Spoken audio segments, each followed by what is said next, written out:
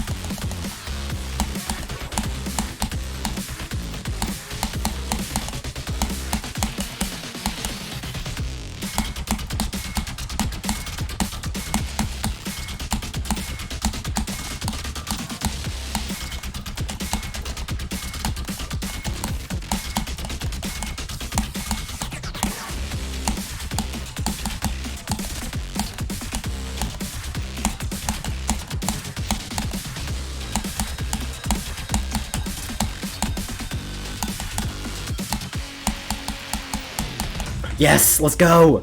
That was right after I got 84 too. Wow, I beat that a lot quicker than I thought I was gonna beat it. That level is hard, dude. Wow. Alright. What a cool level. Alright. Alright, so there's Apache by Shocksidian. This level is among the harder Insane Demons, and this was definitely a challenge for me. It took me 1,358 attempts. That's honestly less than I thought I was gonna have. I thought I was gonna have closer to 2,000, honestly. Yeah, this level is hard. I think definitely what makes this hard is the learning process and getting used to the timings, because this is definitely somewhat a timing level, especially with the wave parts and the pre-drop. Definitely a lot of timings there. Even in the first ship, I would definitely call that a timing part, just because you have to time the releases and when you hold. But yeah, this level was very fun. I don't think I ever got bored with this level once. I would highly recommend this level if you're looking for a more challenging Insane Demon. This was not as bad as I was expecting it to be.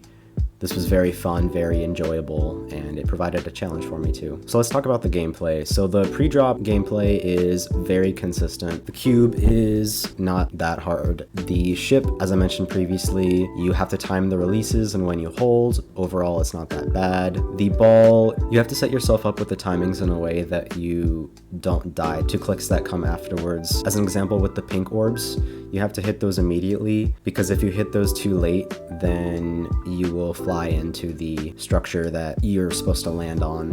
The cube that comes after that has 2 micro clicks. I died to them sometimes, but overall they weren't so bad. The first drop ship took a while to get consistent with. That's definitely where the difficulty in the level comes from, is getting consistent with the level itself. The wave parts in this level, both the first wave in the drop and the dual wave, are definitely the hardest parts of the level to learn. I'm not sure if they're the hardest parts of the level overall. I can't really tell what the hardest part of the level is. I definitely probably say the duels, but that's besides the point. The waves are definitely pretty hard. This level does get very consistent, so even though everything was very hard at the beginning, I got very consistent with the level overall. The UFO and the cube leading up to the duels were not that bad at all. Just a few timings that you had to pay attention to. The wave duels were not that bad when I got consistent with them. However, learning them was a little bit tedious. So I never really got bored with the level, but learning the duels were a bit tedious. You kind of have to really focus at that part when you get there. It's really hard to have muscle memory at that part, especially since you have to focus on one wave at a time, but also be aware that the other wave has something slightly different and you can't hit the other structures that the other wave is going through too. The dual ship was not that hard to learn. I honestly think that was one of the more easy parts of the level. It's tricky to get consistent with, but once you're consistent with it, it was not that bad.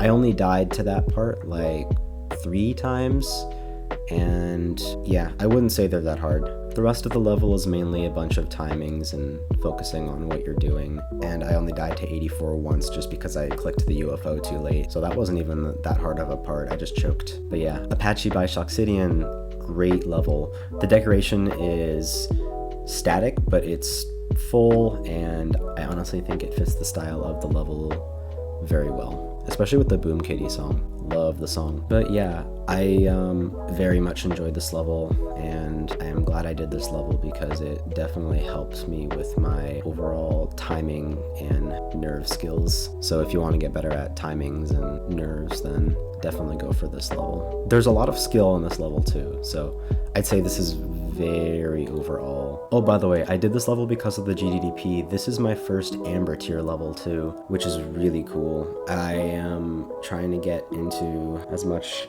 hard stuff as I can, so stuff like Swirling Fire and Spectral Temptation and Blaster are also stuff that I want to beat sometime, and I think Apache is a great place to start with that. I definitely think this is definitely one of the hardest levels that I've done. This is harder than Chroma for sure. This is definitely a harder End Insane Demon, but it's not like close to extreme like something like Layak or Thanatophobia, but it's definitely a challenging level for sure, and I would 100% recommend it. I don't have much else to say, so I'm gonna end the video here.